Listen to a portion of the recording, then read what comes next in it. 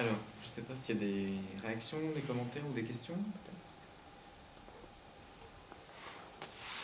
peut-être. Allez-y librement. Hein, Et par ailleurs, le fait que j'ai bavardé de mes trucs, je pense, ne devrait pas effacer le film, sachant que je trouve qu'un enjeu très important, c'est comment parler de ça, de tout ça. Alors peut-être une question un peu pratique. Au sein du collectif Cette France-là, enfin, je veux dire, sur quoi portent exactement les travaux là en ce moment? Est-ce qu'il y a de nouveaux opus qui sont en préparation? Est-ce que... Puisque la question c'était on est en train de... que fait-on à partir de là? Que fait-on maintenant? Donc, on ne sait pas, enfin, on est en train de chercher. Au sein du collectif. On est en train de chercher.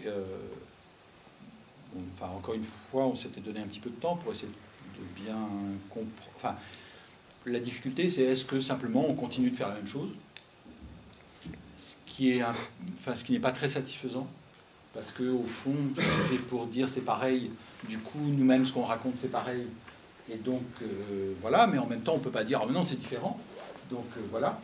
Une des stratégies qu'on envisage d'adopter, c'est de ne plus se centrer sur la question de la politique d'immigration, même si la question de la politique d'immigration a été prise dans un contexte assez large dans les volumes antérieurs, puisqu'on parlait aussi d'économie, on parlait aussi d'Europe, etc. Enfin, quand même, le centre de gravité, c'était l'immigration. Il n'est pas sûr qu'on choisit... Enfin, entre autres, la question économique va sans doute jouer un rôle beaucoup plus important, même si je suis d'une incompétence crasse dans ce domaine, mais heureusement, d'autres non. Donc, c'est un des éléments. Il y a aussi une question... Enfin, que nous nous posons collectivement, mais qu'en particulier je me pose, qui est celle du ton qu'on peut adopter. Je trouve que c'est une grande difficulté de l'intervention politique, en tout cas dans le genre de travail qu'on fait, c'est sur quel ton on parle. Et une des postures, quand on est critique de ce monde et de cette politique, c'est l'indignation. Et qui me paraît tout à fait justifiée. Le problème, c'est que c'est usant. C'est usant pour tout le monde. C'est-à-dire, être soi-même tout le temps indigné, on finit par... Enfin, en tout cas, je finis par m'ennuyer moi-même. Et, entre autres, je soupçonne que je risque d'ennuyer encore plus les autres. Encore plus. Donc, enfin, ça ne veut pas dire que je récuse l'indignation, mais il y a une question d'efficacité. Pour moi, on est dans un... Enfin, mon but, c'est pas simplement d'avoir raison. Mon but, c'est que ça change. Et on n'est pas là juste... enfin, avoir raison, finalement, n'est pas très intéressant. Si on est satisfait dans son coin d'avoir raison contre tout le monde, ça me paraît assez désespérant. Donc, il me semble que le but n'est pas d'avoir raison contre tout le monde, mais d'avoir raison avec tout le monde. C'est-à-dire, le but, ce serait que tout le monde se dise « Ah oui, ils ont vraiment raison, c'est vraiment formidable. Bah oui, pourquoi on ne voyait pas ça comme ça avant, etc. » Donc, comment on arrive à ce résultat? Et c'est là que la question de... non, enfin, ça prendra plusieurs semaines. Mais j'ai cru que tu allais me dire siècle. mais donc, enfin, la question du ton à adopter est vraiment un enjeu. Moi, je crois de plus en plus qu'en fait, il faut... Enfin, mais je ne dis pas que c'est la seule manière de faire, mais je pense que de plus en plus, il faudrait traiter ça sur le mode de la comédie. En fait, moi, je serais... Enfin, pour imiter les émissions américaines comme Jon Stewart ou le Colbert Report, c'est-à-dire ces émissions qui, en fait... je ne sais pas si vous avez déjà vu ces émissions, mais c'est des émissions de commentaires politiques sur le mode ironique, avec Jon Stewart qui est la version de gauche, et Colbert qui est la version de droite, sauf qu'il est de gauche. Mais simplement, il joue un personnage de droite. Et la succession de ces deux émissions sur la chaîne de comédie aux États-Unis est d'une très grande efficacité politique, puisqu'elle contribue à beaucoup former politiquement la jeunesse. Puisque, au fond, cette politique qui peut avoir un côté désespérant, elle est reprise sur un mode d'ironie, de comédie, de burlesque, etc. Et pour ma part, enfin, malheureusement, en n'ayant pas toutes les dispositions comiques qui seraient nécessaires à la chose, j'ai l'impression... Mais vous voyez, donc il me manque et le comique et l'économique. Donc, ce sont deux handicaps assez lourds pour l'entreprise à venir, mais peut-être en faisant travailler des immigrés clandestins qui seraient comiques ou économiques, ce serait possible. Enfin, donc je pense en tout cas que la question du ton à adopter est vraiment un enjeu majeur. Et la question des formes, c'est pour ça que je suis très intéressé par tes films, c'est que je trouve que on ne peut pas se contenter de se dire que les formes dont on dispose vont être efficaces pour que quoi que ce soit bouge. Parce que manifestement, on a tous collectivement déjà essayé et ça n'a pas beaucoup bougé. Donc on est bien obligé de se dire, on fait quoi? Et on fait quoi? Ben, c'est essayer de trouver des manières, des tons, des arguments, etc., qui n'ont pas encore circulé. Ça ne revient pas du tout à discréditer le travail des gens qui, dans différentes associations, dans différents collectifs, etc., ont proposé des critiques très argumentées, très sérieuses, etc. Donc il ne s'agit pas de dire, oui, tout ça c'est dépassé, c'est des vieilles lunes, je ne pense pas du tout. Simplement, et entre autres dans cette France-là, on s'en est servi, on a travaillé avec d'autres associations, etc. Donc il ne s'agit pas du tout de ça, mais simplement d'essayer de voir comment on peut trouver des formes d'expression qui permettent de faire qu'on entende un peu autrement. Et je pense que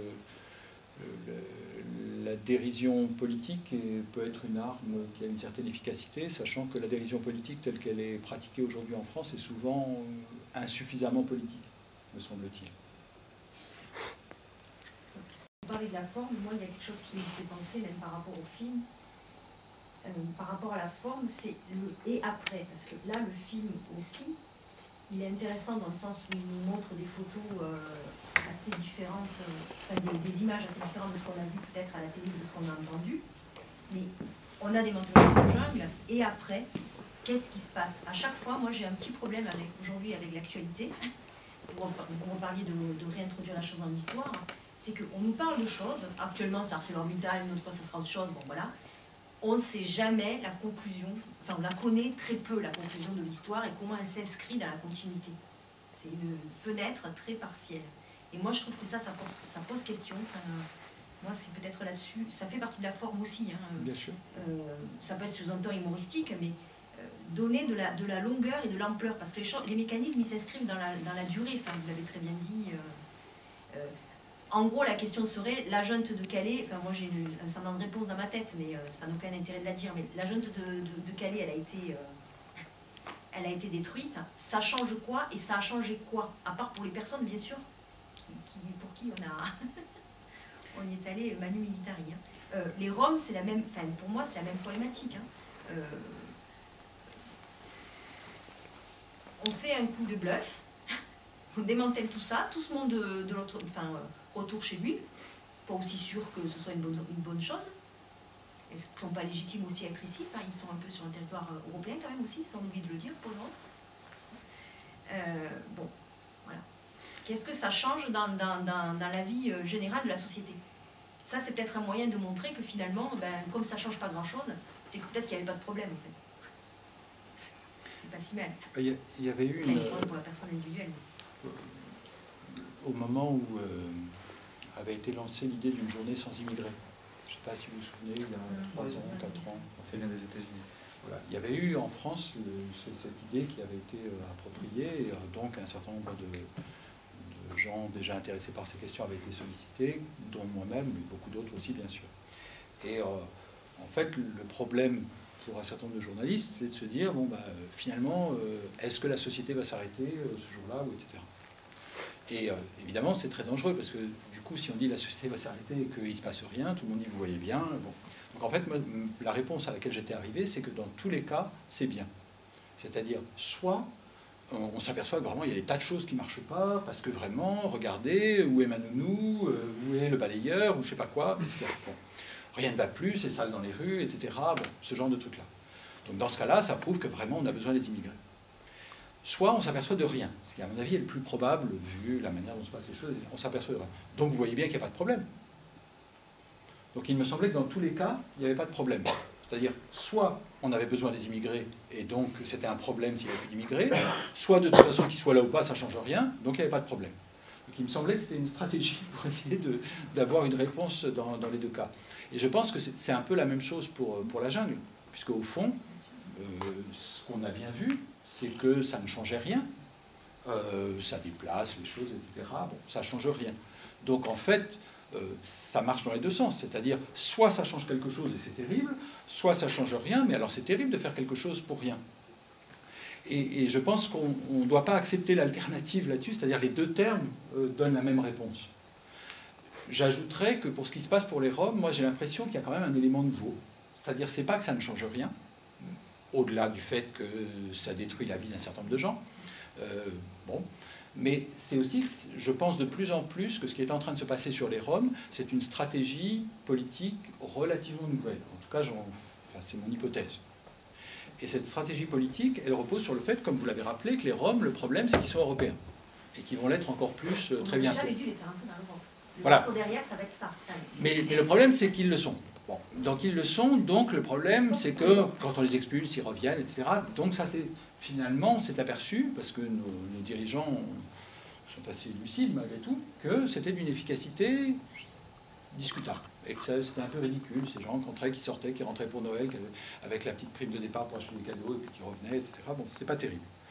Donc en fait, ce qui est en train de se passer aujourd'hui, et surtout à mesure qu'on se rapproche du moment où ils vont être européens à part entière, c'est-à-dire où ça deviendra encore plus compliqué, puisque là on est dans une phase transitoire qu'on a reconduite à plusieurs reprises, mais quand ils vont devenir européens à part entière, comment on fait?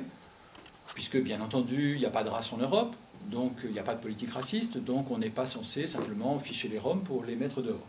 C'est un des problèmes depuis la Deuxième Guerre mondiale, on ne peut plus faire ça. Bon.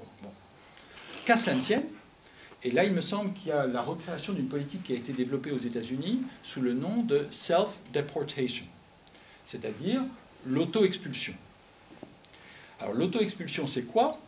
C'est le fait que si on rend la vie impossible aux gens, eh ben, ils ne viendront plus. Donc le harcèlement policier, bureaucratique et politique, ce harcèlement, il me semble qu'il a une certaine rationalité. C'est-à-dire que la fonction, c'est pas de dire qu'on a les moyens légaux de vous expulser, au contraire, c'est de dire qu'on n'a pas vraiment les moyens légaux de vous expulser. Donc, comment on va faire pour vous expulser? Ben, on va vous demander de le faire vous-même. Donc je ne traduis pas deportation par déportation, puisque ça n'a pas la même résonance en français et en anglais. En particulier, la connotation Deuxième Guerre mondiale, pour le dire explicitement, n'est pas dans le... Enfin, on ne l'entend pas de la même manière en anglais qu'en français. Donc c'est pour ça que je propose de traduire par auto-expulsion. Mais l'idée que c'était au programme de Romney, il me semble que c'est quelque chose qui... Enfin, en tout cas, moi, que j'ai envie de tester dans le contexte français, c'est-à-dire pourquoi Manuel Valls applique-t-il la politique de Romney? Parce que y a, de ce point de vue-là, la vie politique comparée entre la France et les États-Unis, jusqu'à maintenant, c'était que si vous faisiez voter les Français dans l'élection américaine, les démocrates étaient élus à 85%. Parce que seuls les électeurs du Front National votaient pour les républicains. Il y a des sondages régulièrement depuis des années pour montrer ça, etc. Ce qui correspond à la réalité du spectre politique, c'est pas mal à droite en France. Eh bien, c'est encore plus à droite aux États-Unis. Bon. Mais là, il y a quelque chose d'intéressant. C'est-à-dire, si la gauche commence à reprendre des logiques politiques qui sont celles de la droite républicaine américaine, là, il y a un vrai progrès. Donc, enfin, pour ma part, en tout cas, je pense que c'est une innovation relative dont les Roms sont l'objet, parce qu'ils sont dans une condition particulière. Ce n'est pas des immigrés comme les autres, parce que, comme vous l'avez rappelé, ils sont européens et ils vont bientôt l'être entièrement. Donc on ne peut pas les gérer de la même manière, donc on est obligé d'avoir une politique explicitement raciste. En fait, ce que ça fait ressortir, c'est que les politiques xénophobes ont toujours pu s'autoriser du fait qu'elles n'étaient pas racistes, puisqu'elles étaient fondées sur le critère de la nationalité. Et c'est ce qui se passe dans les discussions aussi sur le droit de vote des étrangers, etc. Puisqu'évidemment, on dit oui, mais bien sûr, le droit de vote est déjà accordé aux étrangers communautaires, c'est-à-dire européens, mais ça c'est différent parce qu'ils sont européens.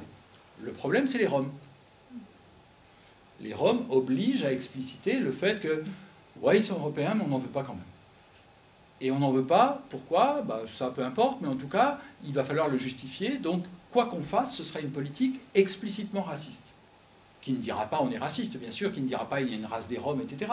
Mais c'est bien ça qui s'est joué en 2010, au moment où l'Europe a envisagé brièvement de s'indigner devant la politique française, mais c'est ça qui se joue aujourd'hui de manière encore plus explicite. Mais il me semble que ça s'est traduit par une politique qui est une politique de harcèlement systématique et dont on, pour le coup, après l'été Rome, où on a beaucoup parlé des Roms, on n'en parle pas beaucoup. Or, ce harcèlement, ça se manifeste par exemple par le fait que dans l'Essonne, du côté d'Évry, on donne des amendes très importantes au vélo des Roms, par exemple. Vous voyez, des amendes de 200 € par exemple. Donc voilà, on applique une politique de harcèlement policier, administratif, etc. Aux États-Unis, on avait développé ça, entre autres, avec le fait, par exemple en Californie, il y a déjà un certain temps, de priver les immigrés de certaines ressources, c'est-à-dire en particulier de l'accès à la médecine, à l'école, etc. Donc on voit bien, on a là tout un programme qui, à mon avis, pourrait être développé dans les années à venir. Donc on pourrait, par exemple, si vous voulez, dans une version comique de la critique de tout ça, faire des propositions sur comment mieux harceler les Roms. Parce qu'on sent qu'il y a un peu un manque d'inventivité, et je crois qu'il faut aider nos dirigeants. Simplement, quand on n'a pas beaucoup de force, on est obligé de se dire on va trouver d'autres stratégies. Enfin, je ne veux pas dire qu'il n'y ait pas beaucoup de force mobilisable en France, mais en tout cas, moi, j'en ai pas beaucoup. Donc, la question des mots, après tout, c'est la seule chose dont je dispose, comme me semble-t-il, qui dispose principalement des images, etc. Enfin bon, on fait avec ce qu'on sait faire et avec ce qu'on a. Mais la question du ton, je pense que on peut espérer qu'il y ait des choses que les dirigeants aient du mal à voir en face. Par exemple, moi j'avais essayé d'écrire un texte en espérant qu'il pourrait être lu, un petit texte à la fin de l'été sur la xénophobie normale, en écho au slogan présidentiel. La xénophobie normale, c'est-à-dire le fait qu'à partir, au fond, avant, avec Nicolas Sarkozy, on avait une hyper-xénophobie, si on veut, qui allait avec une hyper-présidence. Maintenant, on a une xénophobie normale. Et en fait, comment ça marche? Eh bien, c'est précisément fondé sur le fait qu'à partir du moment où on s'aperçoit que même un type normal et raisonnable fait la même politique qu'un type dont chacun s'accorde à dire qu'il était un peu agité, eh bien, ça veut dire que c'est pas parce que le type était agité, c'est pas parce que le type est normal, c'est parce que c'est normal. Et si la droite et la gauche font à peu près la même chose, ça veut dire que c'est pas un enjeu politique. Ça veut dire que c'est juste comme ça, quoi. C'est comme ça qu'il faut faire. Donc il me semble que nommer les choses, enfin, j'ai l'espoir que nommer les choses puisse de temps en temps servir. Un peu. Au moins à être déplaisant. Parce qu'il serait mieux que, au moins, ce soit moins confortable de faire ces politiques. Donc, par exemple, j'avais proposé dans cet esprit-là il y a quelques années, j'ai pas, enfin, on l'a fait un petit peu dans le cadre de cette France-là, mais j'ai pas eu l'énergie et le temps de le faire. Mais par exemple, j'avais proposé la création d'un fichier, puisque je trouve qu'il y a vraiment un manque criant de fichiers en France, et qui était un fichier des bureaucrates responsables de l'immigration clandestine et des expulsions. Et cet acronyme, c'est BRICE, c'est le fichier BRICE. Et donc, je pense que des initiatives comme celle-là pourraient être des initiatives citoyennes où chacun contribuerait des informations sur un site. Alors, je ne connais pas bien parce que ce sont des technologies quasiment du 21e siècle, genre wiki et tout ça. Mais l'idée que chacun puisse contribuer à ces petites enquêtes sur les bureaucraties et les politiques me paraîtrait utile, y compris parce que après ces gens rentrent chez eux. Et des fois ils ont des gosses et tout ça, enfin vous voyez l'ambiance. Et donc il me semble que ça c'est un enjeu important, et la preuve c'est que les préfets ont systématiquement poursuivi toute personne qui comparait leur action à Vichy. Ça prouve bien, et ils l'ont dit qu'ils le feraient systématiquement, etc. Donc ça prouve bien que manifestement ils n'avaient pas envie qu'on fasse cette comparaison. Ça me paraît une démonstration forte. Donc ça veut bien dire que c'était intéressant de le faire, que ça posait des questions intéressantes, qu'il y a des moyens de faire que des gens se sentent mal à l'aise. Donc je crois qu'on peut peut-être essayer de travailler à ce que les gens qui pratiquent une xénophobie normale soient un peu, enfin, dorment moins bien. Est-ce que vous ne pensez pas que sur la question de la xénophobie en France spécifiquement, il manque justement en France une ultra-droite ouvertement xénophobe, ouvertement homophobe, antisémite, qui n'a plus le droit d'exister puisqu'elle est anti-parlementaire, qui a existé, au moins par les idées, qui aujourd'hui n'est plus du tout représentée médiatiquement, et que finalement il n'y a plus de pôle identifiable ouvertement xénophobe. Et donc finalement plus de repoussoir, et finalement il n'y a plus de jauge de xénophobie, puisque le Front National est quand même très light comparé à ce que peut être l'ultra-droite. En Grèce, par exemple. En Grèce, voilà, ou voilà, même des gens, même en France, comme Alain Soral, qui sont ouvertement homophobes, ils n'ont plus le droit de citer. Juridiquement, judiciairement, ils n'ont plus le droit de citer. Ou des gens comme Dieudonné, qui sont voilà, ouvertement antisémites, qui n'ont plus le droit, qui n'ont plus accès, même dans les tribunaux, sur leurs idées, de les exprimer. Et une deuxième chose aussi, est-ce que tous ces débats-là ne sont pas, en général, parasités par la Seconde Guerre mondiale et par ce qui s'est passé en France, ou ce qui ne s'est pas passé en France d'ailleurs, parce que c'était finalement beaucoup moins terrible que ce qui s'est passé dans d'autres pays, et qu'il y a une espèce de mythe qui s'est établi autour de la Seconde Guerre mondiale, et que dès qu'on a parlé des rangs, on a parlé des rafles, et tout de suite on a parlé de la Shoah. Enfin, ça prend tout de suite une dimension historique. Sur le premier point,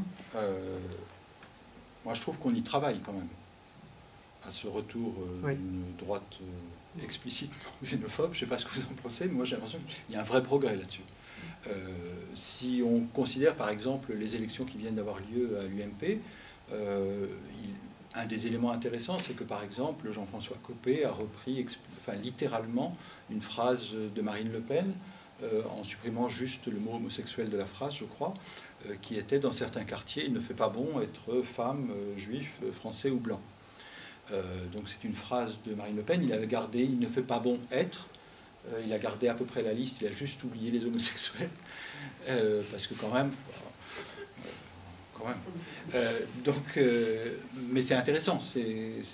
Mais dans cette même élection, comme vous le savez, la motion qui est arrivée en tête, la motion de la droite forte, elle a dans son programme quand même l'idée qu'il y aurait une charte spécifique pour les musulmans, et elle propose d'inscrire dans la Constitution française le fait que la France est un pays laïque de tradition chrétienne, ce qui montre bien la cohérence française.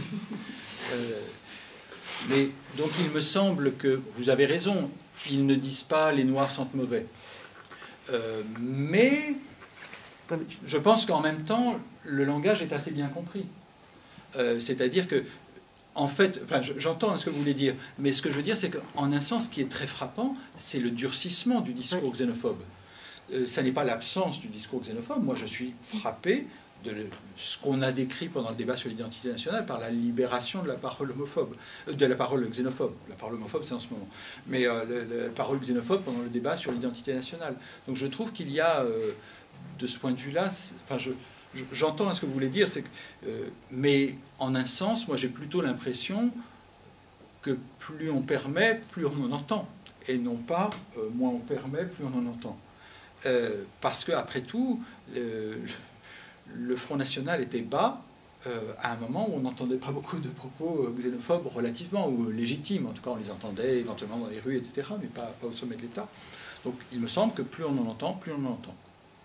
Et sur le deuxième point, mais ça se discute, hein, bien sûr. Hein, disons que je ne suis pas sûr que, par exemple, en Grèce, la montée en puissance de Aube Dorée, c'est-à-dire de gens qui sont vraiment classiquement fascistes, qui vont prendre des barres de fer, etc., je ne suis pas sûr que ça fasse baisser la xénophobie. Donc je ne suis pas sûr que l'émergence d'une Aube Dorée française nous libérerait des versions light. Peut-être que si, mais je me représente mal par quel mécanisme. J'ai plutôt l'impression, plus il y en a, plus il y en a. Et sur le deuxième point, sur la référence à la Deuxième Guerre mondiale, je me suis intéressé précisément dans un livre que j'ai publié en même temps qu'on publiait les livres de cette France-là, dans Démocratie précaire, à cette question-là, et en particulier parce que j'avais été très frappé, et j'avais écrit un texte que je republie et sur lequel je reviens, qui s'appelait Le nouveau syndrome de Vichy, qui prenait pour point de départ le fait que Brice Hortefeux, au moment où pendant 6 mois la France présidait l'Europe, avait organisé un sommet européen sur l'immigration et l'intégration à Vichy. Ce qui était un choix intéressant. Et ce qui était encore plus intéressant, c'est que quand les gens disaient « ça me rappelle Vichy », on disait « mais c'est scandaleux, comment osez-vous » Vraiment, sous prétexte que ça se passe à Vichy, ça vous rappelle Vichy. Et donc, il me semblait que... Et quand je dis les gens, c'était pas seulement les politiques, mais c'était dans certains cas les journalistes, etc. Bon. Et entre autres, il y a... Enfin, j'essaie de décrire un moment où s'est développé un argument autour du point Godwin. Vous savez, le point Godwin, c'est le point, d'après une loi inventée par un type qui s'appelle Godwin, une loi humoristique, qui dit que si une discussion dure suffisamment longtemps sur Internet, à la fin, il y a une référence à Hitler ou à la Shoah, ou etc. Et c'est la reductio ad Hitlerum, donc, qui serait le problème de toutes ces discussions. Donc, en gros, c'est l'absurdité. C'est-à-dire, on parle de n'importe quoi, et à la fin, on finit par parler d'Hitler. Ce point Godwin, il a été retraduit récemment en français, en France, en parlant de distribuer des points Godwin. Il y avait un article de Libération qui distribuait des points Godwin pour tous les gens qui faisaient des comparaisons avec la Deuxième Guerre mondiale. Et du coup, ce qui était intéressant, c'est qu'on mettait dans le même sac ceux qui comparaient avec la Deuxième Guerre mondiale ou avec les années 30 de manière, disons, plutôt farfelue, comme par exemple Nicolas Sarkozy, lorsqu'il trouvait que la possibilité qu'il y ait des dénonciations concernant les impôts, ça rappelait la Deuxième Guerre mondiale, etc. Ou bien quand Carla Bruni avait également, à propos d'un SMS qui avait été rapporté dans le Nouvel Obs, etc., il disait que ça rappelait des heures sombres de notre histoire, etc. Donc ça, on peut dire que c'est un peu quand même n'importe quoi, parce que bon, voilà. Et donc, mais en revanche, quand on dit, comme par exemple la commissaire européenne Viviane Reding, que le traitement infligé aux Roms en France en 2010, c'était quelque chose qu'on avait pensé ne plus revoir après la Deuxième Guerre mondiale, elle ne dit pas « on les emmène à Auschwitz ». Elle dit simplement « la leçon de la Deuxième Guerre mondiale, c'est qu'on ne doit pas traiter racialement une population quelle qu'elle soit ». Et bien là, quand on lui attribue un point Godwin, vous voyez, ça n'est plus atteindre le point Godwin, c'est-à-dire à force de discuter, on finit par dire n'importe quoi et par sortir Hitler pour dire n'importe quoi. Là, il me semble que ça veut dire que dès que vous allez dire il y a des leçons de l'histoire, et on n'a pas intérêt à répéter certaines choses, on va vous dire ah ah, reductio ad Hitlerum. Donc il me semble qu'il y a une dérive là-dessus et qui avait été incarnée de manière exemplaire par... son prénom m'échappe à l'instant, Klarsfeld le fils, Arnaud Klarsfeld. Arnaud Klarsfeld qui est quand même une figure dont malheureusement on n'entend plus beaucoup parler depuis quelque temps, mais j'espère qu'il va faire un retour. Arnaud Klarsfeld qui, vous vous en souvenez peut-être, avait été nommé en charge de l'office d'immigration à la fin du régime sarkozien. Et pourquoi ? Très clairement, entre autres parce qu'il était le fils de Serge Klarsfeld et de Beate Klarsfeld, c'est-à-dire parce qu'il était en partie, il incarnait une forme de légitimité historique liée à la mémoire de la Shoah et à la lutte contre les nazis après la Deuxième Guerre mondiale. Et donc, effectivement, toute comparaison entre la politique d'immigration et des souvenirs de la guerre devenait indécente, produite devant quelqu'un qui, par son nom même, était porteur de cette histoire. Mais du coup, c'est lui qui en parlait. J'avais été très frappé dans ses attaques contre les Roms, du fait qu'il disait que, bon, quand même, ces gens-là exagèrent, parce qu'ils vivent à 8 dans une pièce, ils font plein d'enfants, quand on n'a pas les moyens, on ne fait pas autant d'enfants, etc. Donc quelques remarques d'un solide bon sens. Et en même temps, ce qui était intéressant, c'est que Arnaud Klarsfeld avait lui-même invoqué Auschwitz, mais sur le mode négatif. Pour dire, oh, quand même, on ne les emmène pas à Auschwitz, hein. Ce qui a aussi montré une sorte de légèreté plaisante. Et ça me paraissait très révélateur. C'est-à-dire, pourquoi éprouvait-il le besoin de dire que ce n'est pas Auschwitz ? Parce qu'effectivement, je pense que tout le monde est bien d'accord. Nous ne sommes pas dans une logique d'extermination. Mais est-ce que ça veut dire que tant qu'on n'est pas dans une logique d'extermination, il n'y a pas de problème ? Et il me semble que c'est ça que ça suggère. Ça suggère que, attendez, quand on en sera à Auschwitz, d'accord, on pourra commencer à causer. Là, on pourra se dire, il y a un vrai problème démocratique. Mais est-ce que la démocratie, c'est tout jusqu'à Auschwitz ? Ou bien est-ce qu'on peut se dire que, et moi c'est plutôt ce que je propose, l'idée que cette précarisation de la démocratie, elle a déjà commencé. Qu'il n'y a pas besoin d'être à Auschwitz pour se dire que la démocratie ne va pas très bien. Qu'effectivement, à Auschwitz, ça ne va pas bien du tout, la démocratie. Enfin, si on attend ce moment-là, il sera un peu tard. Donc je pense que le problème de la référence à la Deuxième Guerre mondiale, à mes yeux, n'est pas tant le fait qu'il y ait des comparaisons abusives, parce que, après tout, personne ne va dire que c'est la même chose, mais on peut se dire, bah tiens, est-ce qu'il y a des leçons à tirer historiquement? Est-ce qu'avant les années 40, il y a eu les années 30, par exemple? Et est-ce qu'on serait dans les années 30 aujourd'hui? Ce qui ne veut pas dire qu'on sera demain dans les années 40, mais est-ce qu'on est dans les années 30? Je pense que personne ne dirait qu'on est dans les années 40. C'est-à-dire personne ne dirait sérieusement qu'on est dans des logiques d'extermination, etc. Mais est-ce qu'on est dans la constitution, par exemple, en France et en Europe, d'une question musulmane comparable à la question juive dans les années 30? Ça se discute, tout n'est pas exactement pareil, mais enfin, quand même, comme toute comparaison, elle vaut ce qu'elle vaut. C'est-à-dire, on ne compare jamais des choses identiques. On compare toujours des choses différentes. Donc on compare deux périodes différentes. Et est-ce que c'est éclairant ou pas? C'est un choix qui, à mon sens, n'est pas seulement historique ou sociologique, c'est un choix politique, de savoir si cette comparaison, on la trouve éclairante ou pas. On ne va pas trancher ça selon un principe de raison, de savoir, de compétence. On va se dire, je trouve ça éclairant, ou bien on va dire, non, moi, je ne trouve pas trop. Mais donc, il me semble que le problème n'est pas qu'on compare trop, mais le problème, c'est qu'on invoque la Deuxième Guerre mondiale aujourd'hui pour dire il serait scandaleux de faire la comparaison. Autrement dit, il n'y a pas de leçon de l'histoire. Et c'était ça, pour moi, le syndrome de Vichy. Ce que disait de manière éclatante Brice Hortefeux pour justifier son choix de Vichy. C'est un choix, disait-il, je le défends à mort. Donc ce choix qu'il défendait à mort, il me semble qu'il était intéressant parce qu'il visait précisément à rendre illégitime toute réflexion sur l'histoire.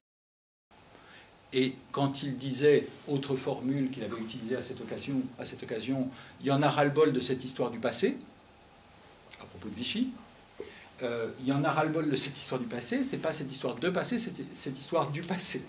Autrement dit, il ne faut pas faire l'histoire du passé. Autrement dit, il ne faut pas faire l'histoire du passé qui pourrait nous aider à penser le présent. C'est ça, me semble-t-il, qu'il dit. Et je crois que donc l'enjeu n'est pas de dire tout est pareil, ou il ne s'agit pas de crier à Hitler, mais à l'inverse, moi, ce qui me frappe, c'est que ça sert surtout à dire, quand même, il ne faut pas exagérer. Autrement dit, c'était vraiment pas bien avant, et maintenant, bon, c'est pas parfait, mais enfin, quand même, on était en démocratie. Et il me semble que l'utilisation de la comparaison avec la Deuxième Guerre mondiale sert surtout à dire, on est en démocratie. Et il me semble que c'est une vision complaisante de la démocratie, où on ne veut pas s'interroger sur le fait que la démocratie n'est pas un acquis, mais c'est un enjeu. Et j'ai le sentiment que nous vivons dans une société aujourd'hui où on a intérêt à dire que c'est un enjeu parce que sinon la démocratie recule. Donc, enfin, voilà.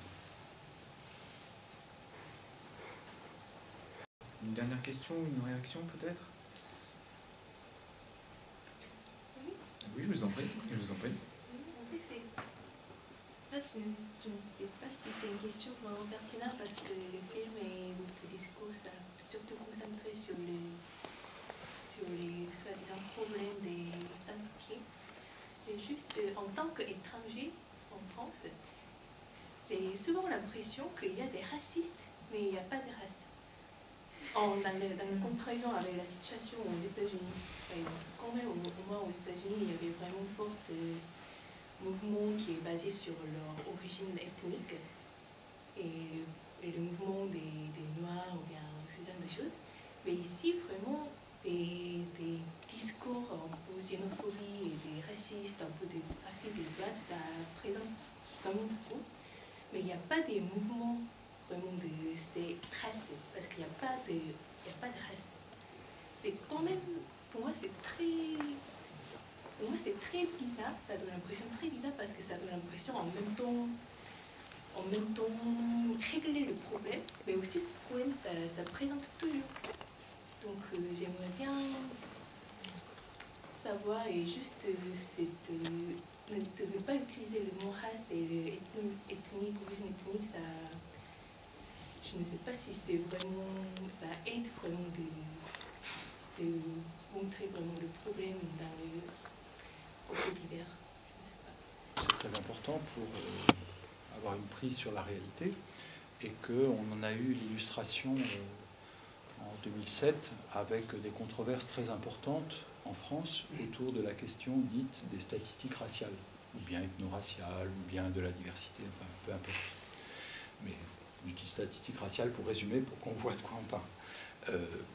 Beaucoup de gens, en particulier dans le monde savant et intellectuel, étaient extrêmement hostiles à l'idée qu'on puisse avoir des statistiques raciales, en considérant que c'était, au fond, faire le jeu du racisme, pour résumer. Ce n'est pas mon point de vue, j'étais critique de cette position, parce que, précisément, il me semble qu'aujourd'hui, un certain nombre de gens s'approprient des catégories raciales, non pas à des fins racistes, mais à des fins antiracistes. Par exemple, il y a un mouvement noir qui a émergé en France en 2005, et qui se nomme Noir, ce qui est relativement nouveau, relativement. Donc, il me semble que la question, c'est qu'aujourd'hui, enfin, ça renvoie un petit peu aussi à la première question que vous souleviez, est-ce qu'il y a des partis explicitement racistes, en gros, qui vont dire « j'aime pas les Noirs » ou « j'aime pas les Arabes » ou etc. Non. Tout le monde est très policé en apparence. En même temps, tout le monde comprend très bien. Donc en fait, il n'y a pas seulement ce que vous dites, le fait qu'il y a du racisme, mais il y a du racisme qui ne se donne jamais comme du racisme. Jamais. Ou presque. Enfin, dans la rue un peu, mais en tout cas pas chez les politiques. Jamais explicitement. Mais en même temps, tout le monde comprend très bien. Donc le problème, c'est qu'aujourd'hui, le discours raciste ne parle pas de race. Par exemple, on va parler des musulmans. Et si vous dites c'est du racisme, ben non, c'est une religion. C'est pas une race. Et d'ailleurs, les races, ça n'existe pas. Donc ça ne peut pas être du racisme. Comme si le racisme n'existait qu'avec des vraies races. Ce qui serait quand même un paradoxe.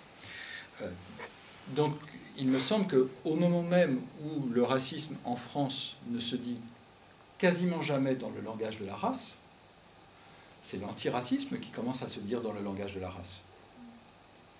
Du coup, le fait de refuser d'utiliser le mot race ou racialisation ou racial ou enfin toutes les déclinaisons possibles, c'est une manière de dire on ne parle pas de tout ça. Ce qui est aussi, à mes yeux, une manière d'occulter une position qui est non dite dans la société française, parce que quand on parle des races, en fait, bien sûr, personne ne parle de race et tout ça, mais enfin, on sait quand même bien qu'il y a des Noirs et des Arabes. Ça, je pense qu'en fait, qu'on le dise ou qu'on ne le dise pas, ça fait partie des catégories qui organisent aujourd'hui les représentations de tout le monde, encore une fois, qu'elles soient explicitées ou non. Ce qu'il est beaucoup plus difficile de dire, c'est qu'il y a des Blancs. Je pense que c'est ça qui pose problème, c'est pour cette raison qu'il y a eu une telle indignation à l'idée qu'il puisse y avoir des catégories raciales dans notre société. C'est pas parce qu'on se mettrait à dire il y a des Noirs et des Arabes, puisqu'on le sait déjà bien. Mais c'est que ça voudrait dire qu'il y a des Blancs. Et le problème, si on commence à dire qu'il y a des Blancs, c'est que ça voudra dire que même parmi les gens sympas, c'est-à-dire nous, en fait, cette question de relation de pouvoir et de domination, elle se pose. Par exemple, dans le monde universitaire, les gens qui parlent de race, j'en fais partie, sont presque tous blancs. J'en fais partie, hein, donc je ne suis pas en train de dénoncer les autres. C'est un problème structurel. Donc je n'ai aucune mauvaise conscience personnelle sur ce sujet, mais je pense que c'est un problème collectif. Et je crois qu'on a intérêt à poser ces questions-là, mais qu'il est très difficile de les poser parce que, précisément, ceux qui ont la parole et qui sont presque unanimement blancs en France, et encore une fois j'en fais partie, souvent sont réticents à l'idée qu'au lieu d'être par exemple des intellectuels, ils puissent jamais être représentés comme des intellectuels blancs. On sait qu'il existe des intellectuels noirs, on ne sait pas qu'il existe des intellectuels blancs. De même qu'il existe des intellectuels homosexuels, il n'y a pas d'intellectuels hétérosexuels. Les intellectuels et les intellectuels homosexuels. C'est pareil sur les questions raciales. C'est pareil pour les femmes, c'est pareil pour toutes les catégories minoritaires. Donc il me semble que la difficulté, c'est d'être nommé en tant que tel, du point de vue majoritaire.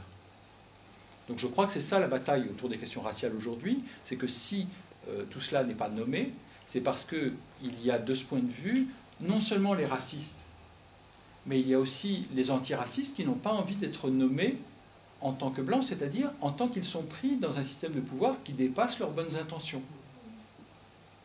Et encore une fois, je ne suis pas en train de parler des autres, mais aussi de moi-même, bien sûr, dans cette logique.